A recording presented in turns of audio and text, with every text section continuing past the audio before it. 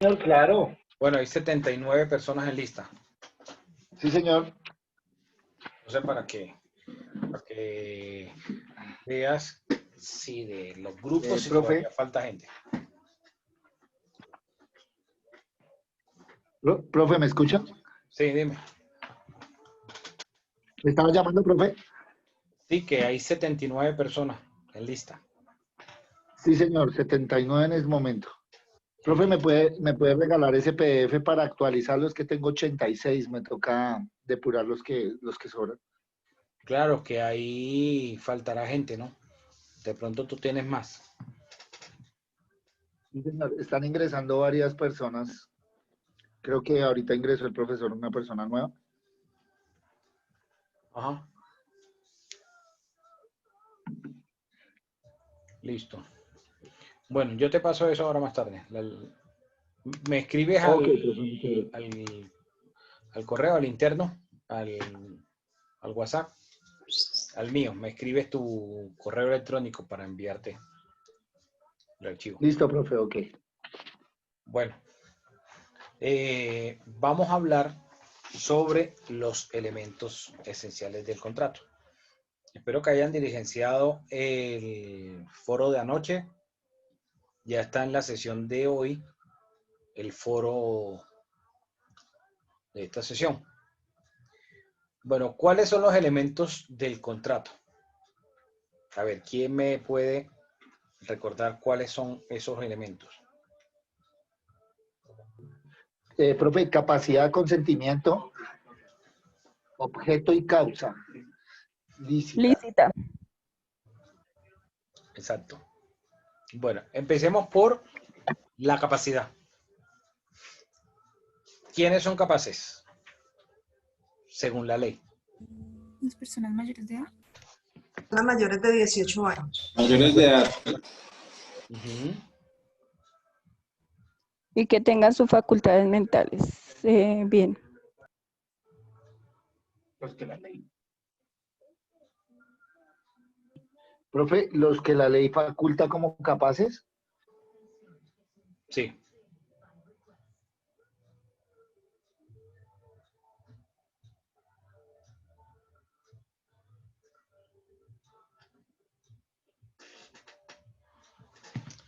Bueno, la norma dice que todas las personas que son mayores de edad se presumen capaces. El Código Civil pues nos decía que no eran capaces las personas menores de edad y aquellos que por sentencia judicial había sido declarado interdicto. La ley 1306 del 2009, bueno, reguló la interdicción sobre los procesos de interdicción en Colombia y la ley 1996 de 2019 eliminó digamos, del mundo jurídico colombiano la figura de la interdicción. Entonces, ahora ya no hay interdictos que necesiten una persona que sea el curador quien haga las actuaciones por la persona, sino que va a realizar directamente las actuaciones con, digamos, con el acompañamiento de una persona de apoyo. ¿Sí? Eso introdujo la ley 1996 del 2019. Entonces, bajo esta óptica, ya prácticamente cualquier persona va a ser capaz, después de que sea mayor de edad. A ver, Brandon.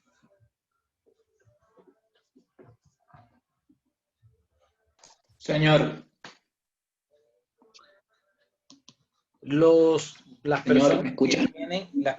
tienen síndrome de Down tendrían capacidad para celebrar un contrato. No, señor. ¿Por qué no? Es porque son declaradas incapaces, no, mentalmente no son capaces para celebrar un contrato. Ojo, yo no dije que la habían declarado a la Yo te persona difiero de eso. incapaz. Pues Es ¿Cómo, derecho. cómo? uno pensaría eso, ¿no? Lo que está diciendo Brando, cualquiera lo piensa. Pero como lo acabo de mencionar, la ley prácticamente habilitó a que todas las personas son capaces, las mayores de edad, ¿sí? Las mayores de 18 años. Ahora, el código, además de esa situación de las personas que el juez declarara interdicta, dice que aquellos sordomudos que no puedan dar a entenderse por sí mismos. O sea que si es un sordomudo que entiende el castellano, entonces sería capaz. Pero si es un sordomudo que solo entiende el lenguaje de señas, pues sería una persona incapaz. ¿Ok? Dime, Yuleni. Profe, que pues yo creo que los que tienen síndrome de Down sí pueden celebrar contratos porque si tienen capacidad para decidir sobre su vida y de hecho hay algunos que se casan, entonces el matrimonio también es un contrato, entonces sí tienen capacidad.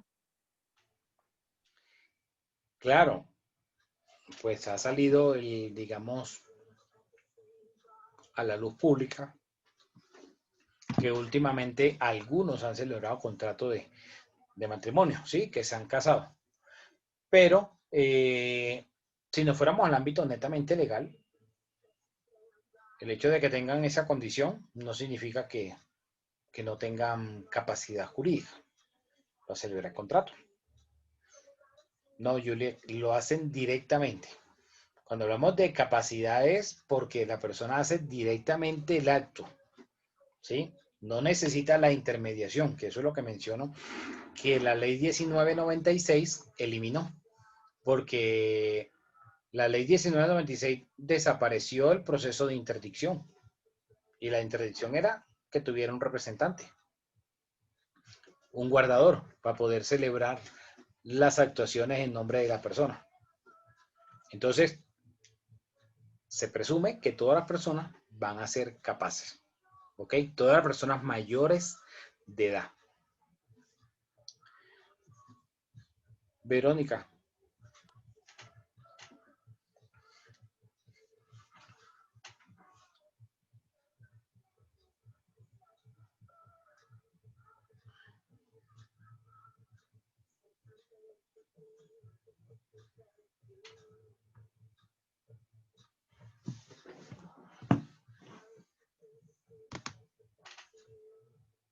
A ver, Ingrid, cuéntame, Ingrid.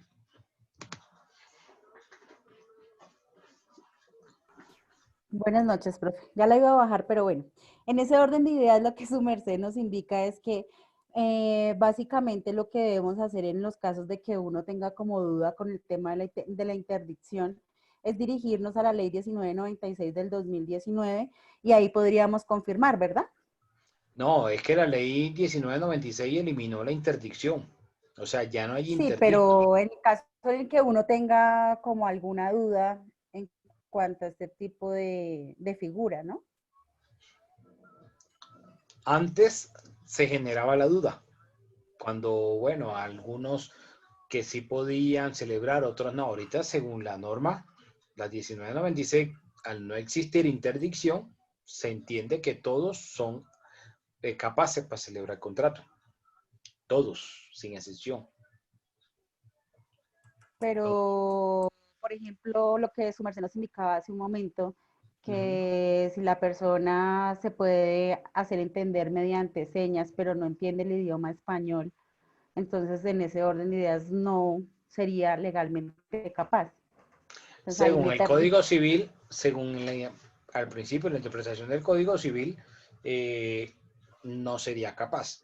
Pero la 1996 del año pasado desapareció la figura. Entonces, digamos que los sordomudos ya también podrían, así no entendieran el español, celebrar contratos. Listo, O sea, entonces me queda es claro. algo que Los mayores. es algo que es nuevo, ¿sí? Es nuevo y de pronto como todavía cuesta un poco creerlo, ¿sí? De que, bueno, pero si el Código Civil todavía está vigente, pero el legislador, pues en esta norma, la 1996, desapareció la figura de la interdicción. O sea, que todas las personas pueden celebrar contrato. Todas. Listo, muchas gracias.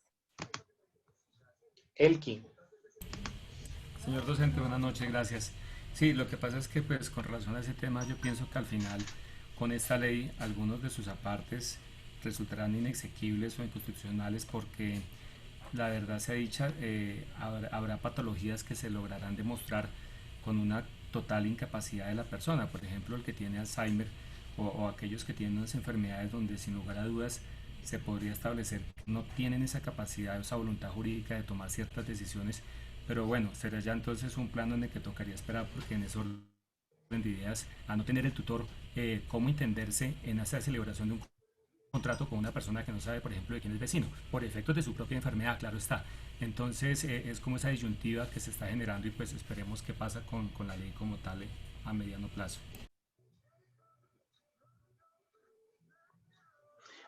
Pues digamos que ese es el punto de vista, que ese es el punto de vista que siempre se ha manejado. Pero ahora lo están viendo no desde la óptica netamente jurídica, sino que tratan como de que muchos se puedan recuperar desde el punto de vista médico. Y digamos que eso no ha sido capricho del legislador colombiano. Eso ha sido producto de los tratados que ha firmado en esta materia el Estado colombiano y que ha ratificado. Entonces, digamos como que a nivel mundial se ha entrado en esa tónica de que la figura de la interdicción vaya desapareciendo como una forma de pronto de segregar las personas, de discriminar y tratar de mantener una igualdad. A eso ha apuntado. Pues yo sé que a uno en la formación como abogado pues le cuesta entender esa parte porque hay enfermedades que no van a permitirle a la persona recuperarse, pero el legislador en su saber y entender han decidido que la figura no va más en el sistema jurídico colombiano, ¿sí? Es algo, digamos, de pronto para los que tenemos ya bastante tiempo, le cuesta a uno como que, digamos, como que captar el tema, ¿sí? De hecho, tuvimos acá en la institución una charla del Ministerio de Justicia en ese aspecto, donde nos explicaban la óptica desde la cual se está viendo esta norma. Y es pasar de esa parte jurídica de, digamos, como que las personas no puedan acceder directamente a realizar los actos, sino a través de otra persona. Y pues cuando ustedes leen la 1996, lo que se entiende es que lo que hacen es que ya no se va a necesitar el proceso judicial, mas no significa que es que no van a necesitar de que alguien les apoye, ¿sí? O sea, se simplifica, digamos, como que la actuación como tal. Porque cuando uno habla de una persona interdicta, la persona al ser interdicta no puede celebrar el contrato por sí mismo. Necesita que lo haga otra persona en su nombre, en su representación. Entonces, con esta norma, pues lo que hace es que desaparece ese trámite y se vuelve, digamos, un asunto mucho más expedito, mucho más rápido, y la persona va a contar con la asistencia, pero sin que necesite previamente pasar, por ejemplo, por el juez. Digamos una muchacha que tenga síndrome de Down y que ya sea mayor de edad. Entonces, pues la mamá, siendo una persona responsable, ¿qué va a pensar? Que debe hacerle la ligadura de trompas, porque si no, pues sale embarazada. Y probabilidades de que tenga un hijo en las condiciones de síndrome de Down, pues van a ser altísimas, ¿sí? Entonces, yo no soy médico, pero lo que he visto frente a este tema o frente a ese asunto es que las personas con este síndrome no tienen la misma calidad de vida, es decir, no duran la misma o no tienen la misma expectativa de vida de una persona sin el síndrome, de una persona, digamos, normal. ¿Cuánto es el promedio de vida en Colombia? Antes de la pandemia, el promedio de vida estaba como en 77 años. el promedio, antes de la pandemia.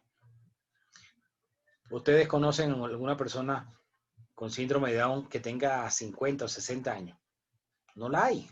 O sea, normalmente duran 20 y pico, a lo mucho 30, 30 y pico, porque las condiciones médicas no le permiten, digamos, tener una buena calidad de vida, como lo tuviera una persona normal, una persona sin esta situación. Entonces, una muchacha que tenga el síndrome de Down no va a tomar por sí sola la decisión de tener Nancy será la única, porque yo todos los que he visto de 30, 30 y pico no pasan. La mayoría de las veces no van a ser conscientes sobre el hecho de responsabilidad. Somos ser responsables de no traer hijos al mundo con esa condición para que lleguen a sufrir. Entonces, si es mayor de edad, el médico normalmente, ¿cómo miraba el asunto? Le decía a la mamá o al papá de la persona con esta situación, ¿qué le decía? Traiga la decisión del juez donde se haya declarado interdicta y que usted lo ha nombrado curador y que usted como curador toma la decisión y da la orden médica de que le hagan el procedimiento.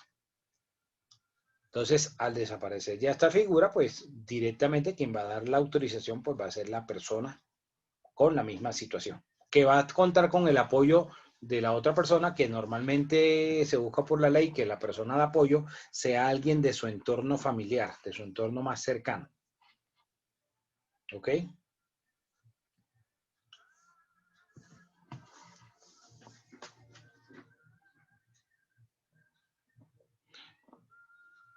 ¿Alguien estaba levantando la mano? Pues una pregunta. Yo, profe, le quería preguntar si usted considera que esta decisión haya sido acertada. Lo digo en el sentido en que, pues, muchas personas con síndrome de Down, pues, tienen muchas capacidades y, pues, eso no se discute, pero hay algunas otras que sí tienen o sea, las capacidades demasiado limitadas y que no se pueden valer por sí solos, pues, mentalmente. Y yo tuve un caso cuando trabajaba en delito, que se capturó a un conductor de una ruta a niños con síndrome de Down y otras afecciones que los violaba. Pero entonces ya estas personas, algunos eran mayores de edad, y pues en ese momento se capturó porque era con una persona incapaz de resistir. Pero en este orden de ideas, pues si ya las personas no son interdictas, entonces en ese caso no se podría acusar si alguien vuelve a cometer un delito como ese. Bueno, pues el hecho de que ya no necesite de la interdicción no significa que no esté en capacidad de que sea alguien que tenga incapacidad de resistir, ¿sí? Seguramente que va a tener el mismo trato penal la persona que cometa ese tipo de delito. Ahora, yo creo como abogado que quizás el tema se está viendo más desde un punto de vista médico que desde un punto de vista jurídico, ¿sí? Porque, o sea, si uno mira, o yo por lo menos he escuchado de casos donde a veces las personas, cuando ya tienen cierta edad, se aprovechan y les hacen firmar escrituras vendiendo las propiedades. Y hace un par de años para acá, he escuchado que las notarías le piden, por ejemplo, como un concepto médico, cuando una persona mayor, que supera como los 70, 75 años, va a hacer la venta de un bien inmueble, que el médico certifique que esa persona está en sus 5 sentidos. Es decir, que sabe lo que está haciendo, que no está siendo de pronto manipulada, ¿sí? Entonces, desde ese punto de vista jurídico, creería que no estuvo bien desaparecer la figura de la interdicción.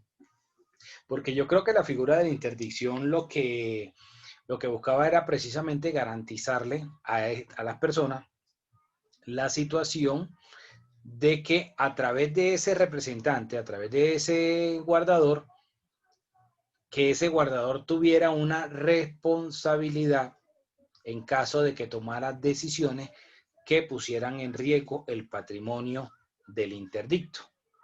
Porque yo como abogado hice trámites, hice demandas de interdicción y no bastaba, o sea, o el proceso no se terminaba cuando el juez declaraba la interdicción y designaba el guardador. Ahí no terminaba el asunto. O sea, ese era, digamos, como el primer paso, la sentencia de eso, porque después de eso se desprendían otra serie de situaciones como que la persona que se designaba como guardador tenía que constituir una póliza de seguros, tenía que hacerse un inventario de los bienes de la persona, ¿sí? Del interdicto, de la persona que se declaró interdicta, y posteriormente se podía exigir, digamos, como rendición de cuentas sobre la gestión que hiciera con el patrimonio de esta persona ese guardador.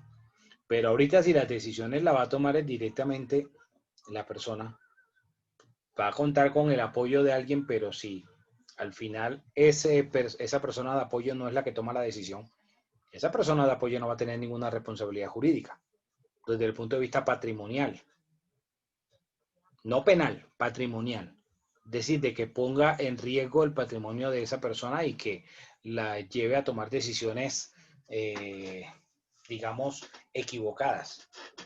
Ahí se desaparecen ese tipo de situaciones. Entonces, si uno lo mira desde ese punto de vista, pues ¿qué va a pensar uno como abogado? Que no estuvo bien eliminar la figura. Eso es lo que uno pensaría como abogado. Que quizás se simplifican los trámites porque ya no hay que acudir al juez, a la administración de justicia para designar el guardador, y era un proceso, y como cualquier proceso se podía tomar un año, año y medio.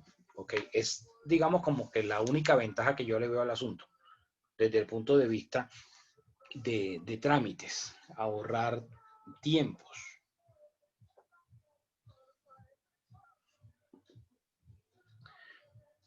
¿Alguna otra pregunta o comentario? Doctor, bueno, sí, o sea, en relación a que la interdicción, la ley la quitó porque se declaraban siempre interdictos para no pagar las penas de cárcel o por eso. Y lo otro es que también hubieron muchas demandas, tutelas de las personas que ellos no tienen como ese síndrome tan arraigado y afectado Pero y yo creo que pueden no tiene tomar nada que ver con la decisiones. parte penal. No tiene nada que ver con la parte penal. Porque una cosa es la inimputabilidad y otra cosa, o sea, una persona inimputable a quien no se le puede imputar la comisión de un delito por X situaciones, y otra cosa, pues es, digamos, que la persona no pueda celebrar negocios o que no pueda hacer actos jurídicos como tal, ¿sí? Yo entiendo de pronto al aporte que vas es a que a veces la gente se la tira de loca cuando comete un delito, ¿sí? Como para tratar de sacarla barato. Pero para eso, pues el sistema, digamos, tiene unas herramientas, permite hacer unas valoraciones psicológicas y psiquiátricas, y en base a esos dictámenes, pues se puede determinar si la persona es inimputable o no. Pero desde el punto de vista, digamos, de la parte civil, de la parte contractual, es muy pocos los casos en los cuales las personas se declaraban interdictas después de celebración de contrato. O sea, no es muy común que eso sucediera. No es común, no era común, pues, que ese tipo de cosas sucedieran. Ese cambio de la norma fue, como digo, producto de esos tratados firmados por el Estado colombiano. Y a nivel internacional, pues se ha ido como que cambiando la legislación o se ha ido llevando a que los países cambien la legislación como en ese sentido, ¿sí? Son, digamos, como las razones por las cuales el legislador cambió la norma. Pero bueno, eso en cuanto a la capacidad. Pero resulta que la capacidad no es el único elemento esencial del contrato. Otro elemento esencial del contrato es el acuerdo de voluntades. O sea, si no hay un mutuo consentimiento, un acuerdo entre las personas, no puede haber contrato. Ahora, aparte de ese acuerdo de voluntades, el cual acuerdo que debe exteriorizar o manifestación de la voluntad que debe exteriorizarse y que debe hacerse de forma inequívoca, que la otra parte pueda entender que tiene la intención de celebrar ese contrato o ese negocio jurídico, ¿sí? Aparte de esa manifestación de la voluntad que confluye o finaliza con ese acuerdo de voluntades, debe también el ser un objeto lícito, es decir, la finalidad. Lo que las partes quieren con el contrato o esa finalidad, ese objeto, debe estar conforme a la ley. Y aquí es importante un principio del derecho. Lo que no está prohibido está permitido. Entonces, si no hay una prohibición expresa en la ley, se entiende que está permitido. ¿Hay una prohibición de que las personas salgan en la noche de su casa o que se movilicen por el territorio nacional? No, ¿verdad? Ahora que cuando hay una orden de policía de aislar o de decretar ciertas medidas por orden público y tal, eso es otra cosa. Pero son, digamos, son temporales. Cualquier persona puede salir a la hora que le da la gana, a la hora que quiere, puede desplazarse por cualquier parte del territorio y hace parte de su libre locomoción, de su derecho fundamental a la libre locomoción y desplazarse por donde le parezca del territorio nacional, sin ningún tipo de restricciones. Entonces, cuando no hay prohibición, se supone que está permitida la cuestión. ¿Ok? Cualquiera que sea la situación. Podríamos decir que a alguien se le podría aplicar, ya que a ustedes les gusta mucho el penal, aplicarle o achacarle un delito por una conducta que no está dentro del Código Penal. No, señor. No, señor. No, ¿Verdad?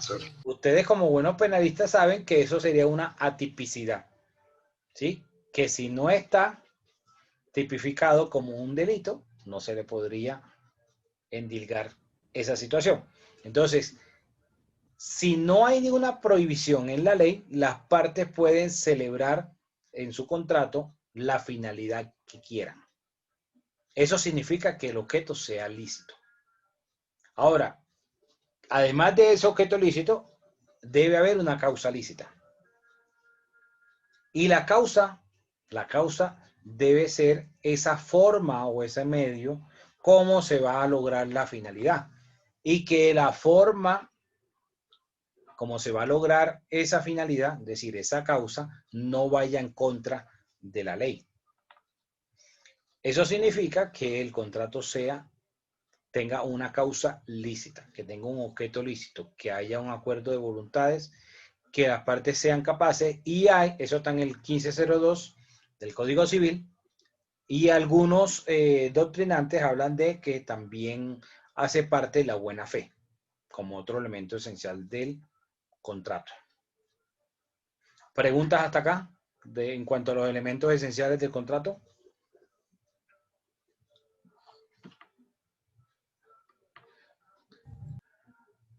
No.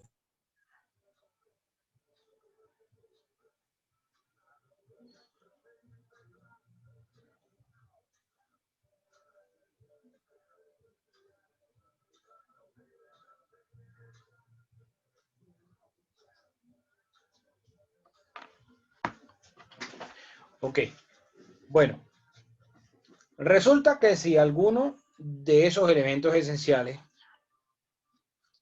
no se cumple, hay unas sanciones al negocio jurídico. ¿Cuáles son las sanciones al negocio jurídico? La nulidad.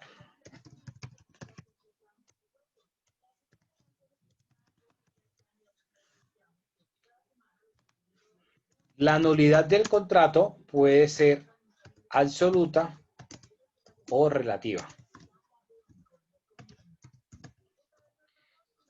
La nulidad busca que el contrato quede sin efectos, que no pueda producir efectos jurídicos del contrato.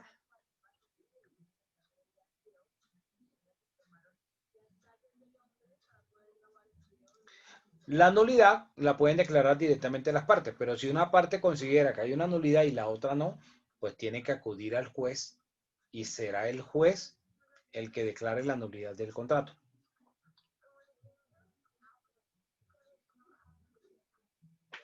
La nulidad del contrato va a ser porque hayan unos vicios del consentimiento. Y esos vicios del consentimiento van a ser error, fuerza o dolo.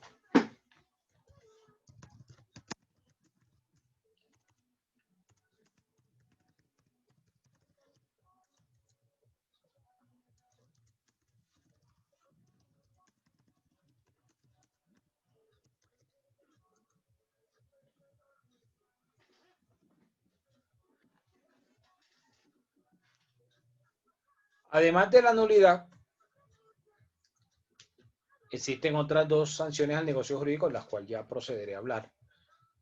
En la nulidad absoluta es insaneable. Es decir, que por más que intenten las partes sanear esa nulidad, no se puede. Pero la nulidad relativa sí puede ser saneada. Voy a poner un ejemplo de un contrato en el cual se ocasione una nulidad relativa. Si se casa una niña de 16 años con un tipo de 19, celebran el contrato de matrimonio. Ustedes saben que el matrimonio es un contrato. Ese contrato te generaría una nulidad relativa, por cuanto al ser uno de los contrayentes menores de edad, va a generar una nulidad de ese contrato. Pero esa nulidad es saneable. ¿Y cómo se sanea esa nulidad? Con la debida autorización de alguno de los padres de ese menor. De la muchacha que es menor de edad. Entonces, al otorgar la autorización, quedó saneada esa nulidad y no pasa nada. ¿Ok? Esa es la nulidad relativa. Ahora, cuando la nulidad es absoluta, por ejemplo, si en la celebración del contrato se está prometiendo un viaje a la luna.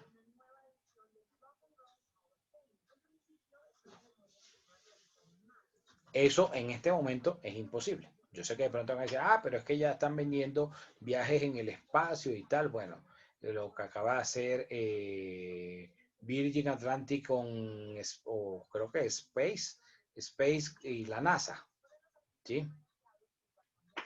Que mandaron al espacio. Pero todavía no es posible ofrecer viajes a la luna. A menos que le den un taco de marihuana, ¿no? Que se fuma un porro y bueno, ya llegó a la luna rapidito. Entonces, en ese contrato, la causa sería ilícita. ¿Por qué? Porque no hay forma de cumplir con la finalidad de ese contrato. Estaría prohibido ofrecer viajes al satélite, a lo que es un satélite natural, la luna, como tal. No está en contra de la ley, pero la forma de poder materializar ese contrato No es posible. Ahí, habiendo una causa ilícita, se genera una nulidad absoluta. Es decir, no hay forma de sanear, no hay forma de sanear esa nulidad. ¿Dudas o preguntas frente a la nulidad?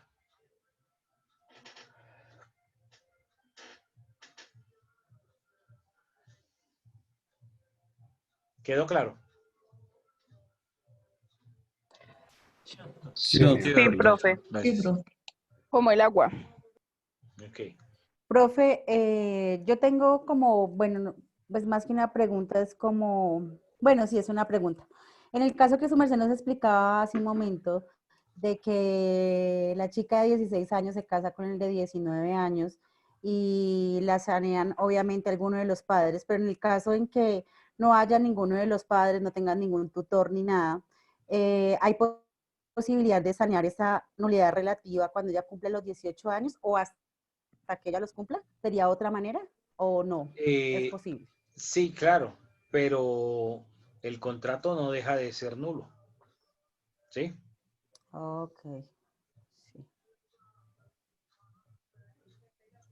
O sea, hasta que no cumpla los 18 años continuaría siendo nulo. Exacto. Ahora, Listo. por ahí hay un Gracias. proyecto que escuché, creo que no sé de qué partido, que iban a prohibir el matrimonio de los menores de edad. Así escuché. No sé si ya radicarían el proyecto de ley. Digamos, yo no le veo como de pronto el objeto a esa norma. No le veo el objeto a esa norma porque ese contrato es nulo. Genera una nulidad relativa. Dime, María Eugenia. Acá en Colombia también los menores de 16 a 18 se pueden emancipar.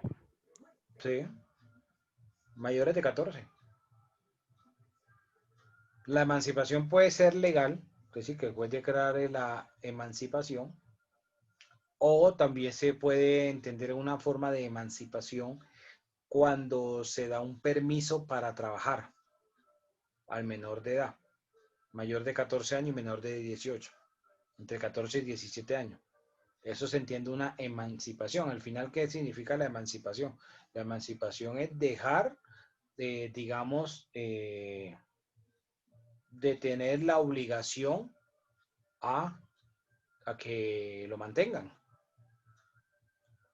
De ahí que cuando ustedes vean más adelante conmigo en una de las, digamos, de las compraventas prohibidas, es entre padre e hijo, pero entre padre e hijo no emancipado. O sea, cuando el hijo es un bombril, ¿sí? Porque pueda que sea mayor de edad, pero si vive en el hotel mamá y depende de papá y mamá, no está emancipado. Puede ser muy mayor de edad, pero no hay una emancipación. Entonces, la emancipación es poder celebrar contratos directamente, ser sujeto de obligaciones directamente. ¿Qué es o qué tiene una persona menor de edad, de 17 hacia abajo? Solo tiene puros derechos, no tiene obligaciones, no es sujeto de obligaciones, solo sujeto de derechos. Si ustedes ven la 1098 del 2006, la 1098 habla solo de los derechos que tiene el menor. Bueno, los niños, niñas y adolescentes. ¿Sí? La misma vaina. Entonces, si ustedes ven, solo se habla de los derechos, no de obligaciones. Entonces hablamos de que una persona es sujeto de derechos y de obligaciones cuando adquiere la mayoría de edad. ¿Ok? Bueno, retomando las sanciones al negocio jurídico, además de esa nulidad que puede darse por vicios del consentimiento, por error, fuerza o dolo, el error puede ser de hecho o de derecho. Esto que estoy diciendo está en el Código Civil. Ustedes buscan del 1503 en adelante y ahí habla sobre la nulidad, sobre el error, la fuerza, el dolo.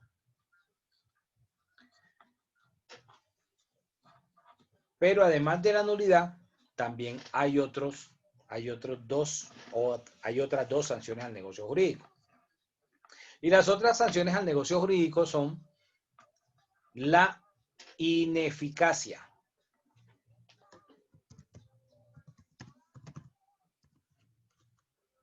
¿Qué es la ineficacia? La ineficacia es que el contrato no va a producir efectos mientras no se cumpla con las formalidades que la ley exige para ese tipo de negocio.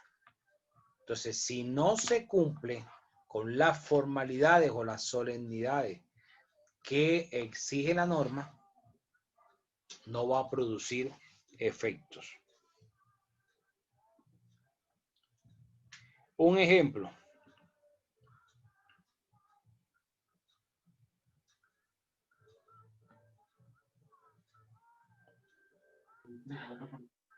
Profe, el registro de instrumentos públicos o Cámara de Comercio. Ajá, pero ¿cómo?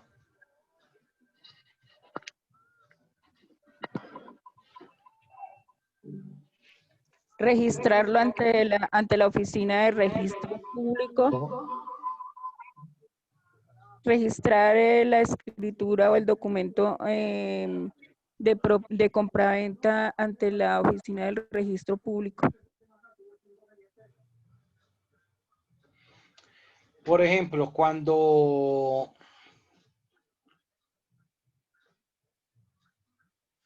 las personas celebran un contrato de compraventa de un inmueble, las personas celebran el contrato de compraventa del inmueble y se protocoliza por escritura pública como lo ordena la norma.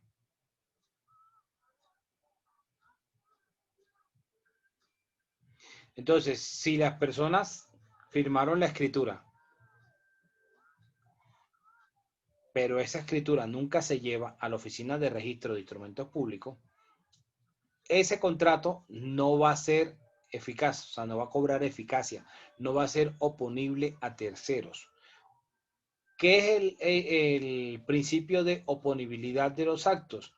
Ese registro que la ley ordena, ¿sí? Que es público. Entonces, ese registro, si no se cumple con esa formalidad del registro, entonces no va a producir efectos esa compraventa. Hasta que no se haga ese registro, la persona no va a ser propietaria. ¿Por qué? Porque al final lo que le va a dar la titularidad del dominio de la cosa no es la escritura pública, es la inscripción en el registro de instrumentos públicos de esa escritura. Porque la escritura no es más que simplemente la solemnidad o la formalidad que exige la ley para hacer la tradición de la cosa, para poder transmitir la titularidad de esa cosa, del dominio de la cosa.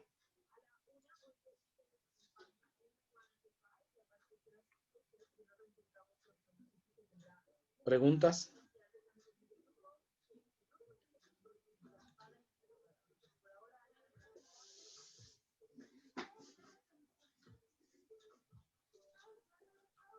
No, señor. O sea, profe, en esos términos sería un nuevo propietario. No, la nuda propiedad es diferente. Porque la nuda propiedad que tú puedes tener, tú puedes aparecer como el propietario de la cosa, pero tú no tienes la posesión, ¿sí? O esa propiedad está limitada. O sea, no tienes un ejercicio, digamos, no tienes un ejercicio pleno del dominio. Entonces, si yo tengo el ejercicio pleno del dominio, yo puedo hacer con la cosa lo que yo quiera, lo que a mí bien me parezca. Entonces, si yo se la quiero regalar a alguien, yo puedo hacerlo, ¿sí? No voy a tener ningún tipo de, digamos, como de situaciones que me lo impidan hacerlo. Si yo quiero constituir una hipoteca, puedo hacerla. Si yo quiero venderla, ¿sí? Cualquier hecho dispositivo sobre eso. Cuando hablamos, por ejemplo, de la nuda propiedad, podríamos hablar de nuda propiedad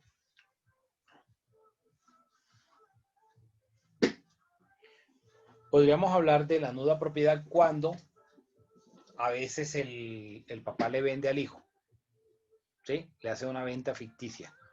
Entonces, para evitar la sucesión. Y se reserva el usufructo. Entonces, al venderle y reservarse el usufructo, esa persona no va a poder celebrar, digamos, libremente o disponer libremente del bien hasta tanto no se levante esa restricción. Entonces, normalmente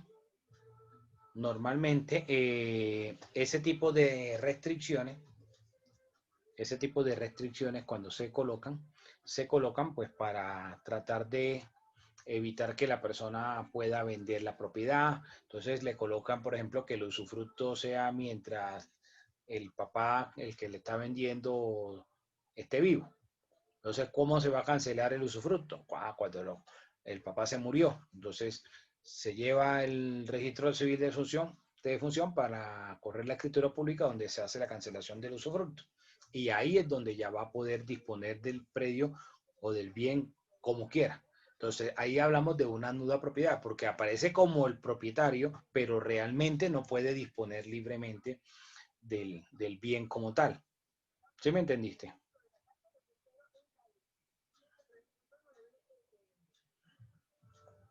Sería únicamente poseedor, profe. No, porque es que el poseedor es otra cosa. Cuando yo soy el poseedor, No. yo no tengo la propiedad, ¿sí? Entonces, yo puedo detentar materialmente la cosa, pero en el certificado, si estamos hablando, por ejemplo,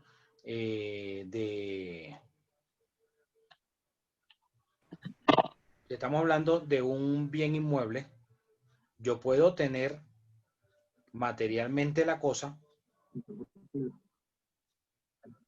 y no aparecer en el certificado, ¿sí? Como el propietario. Ahí hablo de la posesión. Entonces yo me creo el dueño de la cosa. Y si yo me creo el dueño de la cosa, pues yo voy a hacer los actos que hace un dueño. ¿Qué hace un dueño de un bien inmueble? Lo mantiene en buen estado, paga los impuestos, evita que, digamos, lo despojen de la posesión y todo ese tipo de cosas. Y que la gente lo reconozca como el propietario, ¿sí? Pero la posesión es cuando se tiene materialmente la cosa, pero no se acredita la titularidad del dominio. No se aparece como el propietario de la cosa. Bueno, eso en cuanto a la ineficacia. ¿Alguna pregunta sobre la ineficacia? Ok.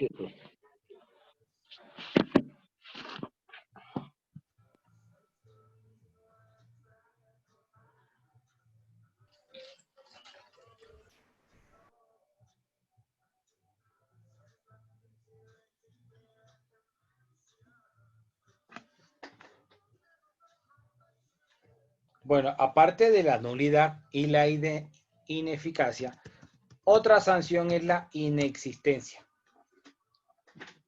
¿Cuándo podríamos decir que el contrato es inexistente? ¿O quién me podría dar un ejemplo de un contrato inexistente? Que no se hizo un contrato por escrito y que no existe como tal la titularidad de tal contrato, sino que se hizo verbalmente, por ejemplo. Cuando el contrato. El matrimonio, por ejemplo, que no se consumó el matrimonio, puede ser, y falleció, por ejemplo, puede ser, no sé. Otro profe sería Pero es el que, digamos, frente contrato. al matrimonio, lo único que la ley exige es que las personas sean mayores, pero no sería, digamos, una causal de que para poder ser válido deban dormir en la misma cama o cosas así, ¿sí? No. Profe. La norma Pero no si se existe. muere, Doc. Cuando el contrato no cumple Si con se la muere no realidad, significa que no va a se ser celebró. existente. O sea, una cosa, No, ¿cómo se celebra el matrimonio? Se celebra con el contrato como tal, ¿sí? O sea, con realizar el matrimonio y ahí está el contrato. No Pero es, si, por ejemplo, digamos que por ejemplo, en mi caso, en el ejemplo que tú tratas de poner, salieron de la notaría, de casarse y tal, o de hacer el acto, y después de la fiesta, cuando se van entonces para la luna de miel, el tipo se muere. ¿Sí? Ese es más o menos el ejemplo que te entiendo. entonces quedo multimillonaria. Ejemplo, que sea con un multimillonario. Entonces, pero ahí el contrato es válido, el contrato se celebró. Profe, el contrato es Que inexistente el porque si esa contrato duró persona ya poquito, tenía otro matrimonio, no puede con los dos. que el contrato duró poquito, la vigencia, eso es otra película. Pero el contrato Profe, ¿sería cuando falta un elemento esencial?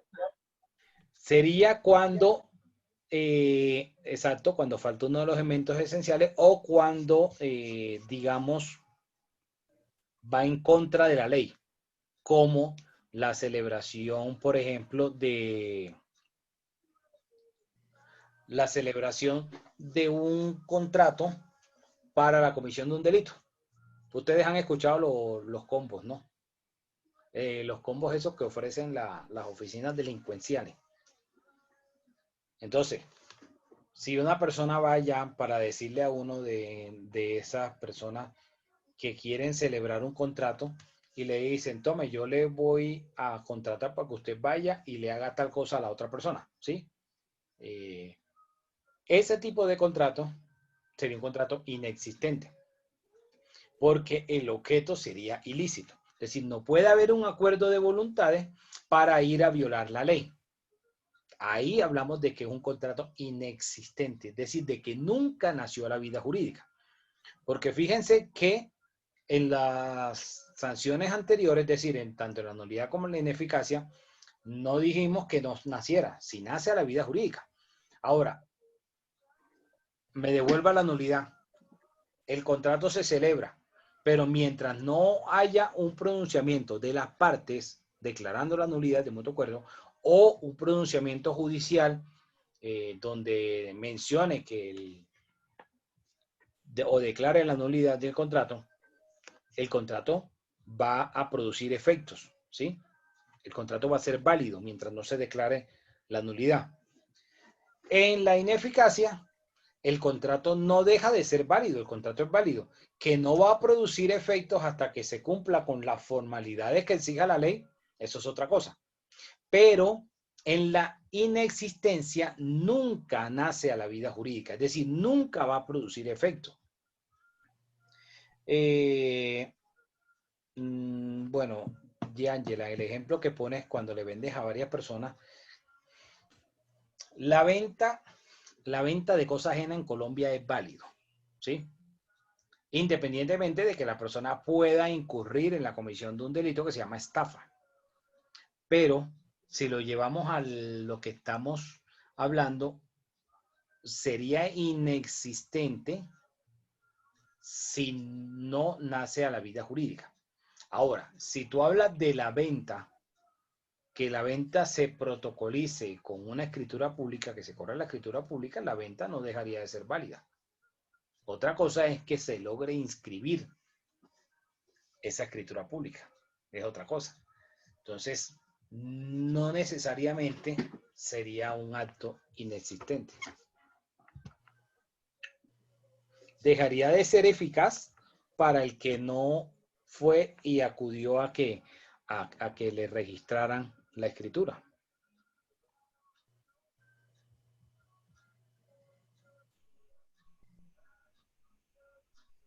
¿Alguna otra pregunta?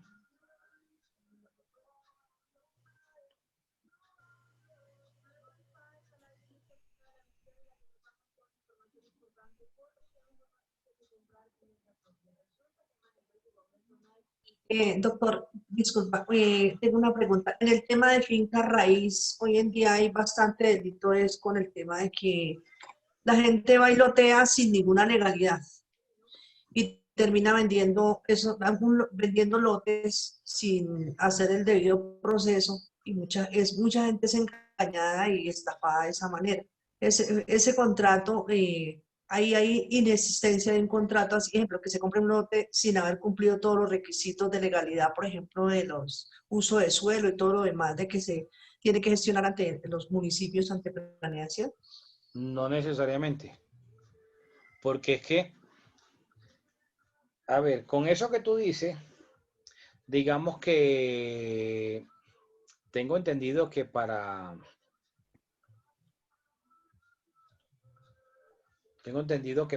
hacer el desenglobe, ¿sí? Que sería lo que tú le llamas loteo, el desenglobe de un bien, hay unos requisitos. Por ejemplo, si es un bien rural o si es un bien urbano. Entonces, una cosa es vender el derecho y otra cosa es poder materializar el desenglobe. Son dos cosas diferentes. No necesariamente sería eso una inexistencia. Porque si a ti te venden un lote y te dicen que ese lote es un predio rural, está dentro de uno de mayor extensión y a ti te dan efectivamente la posesión y aparece en el certificado de tradición y todo, pero no puedes tú decir, bueno, voy a aparecer como un folio de matrícula independiente solo para el pedacito mío. Eso no significa que no se haya hecho la venta, porque ahí podría constituirse como una propiedad horizontal rural. Por ejemplo, los condominios. En el campo, ¿sí? En la parte rural, si no estoy mal, deben ser para poder desenglobar, sacarle folio de matrícula independiente y eso, esos desenglobes deben ser creo que más de 3 hectáreas. Hectáreas, no fanegadas que le llaman acá en el interior del país, hectáreas. La hectárea son 10.000 metros cuadrados, 100%.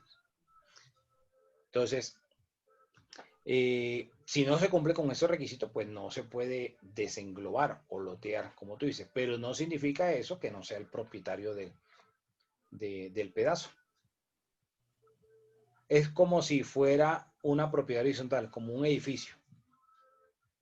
¿Sí? Exactamente igual. No significa que no se haga la venta. Entonces, el hecho de que no se cumpla con esas exigencias en materia urbanística no significa que el negocio no sea válido o que no exista el negocio. Gracias, doctor. La inexistencia, mírenla como esa afectación a la ley como tal. O sea, que el objeto sea ilícito. Por ejemplo, que le estén vendiendo una propiedad que no es privada, que le estén vendiendo un bien público. Ahí sería eso un acto inexistente.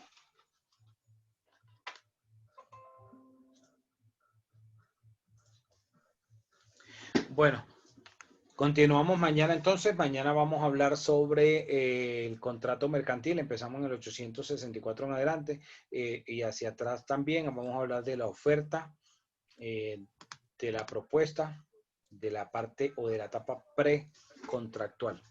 Profe, ¿800 qué?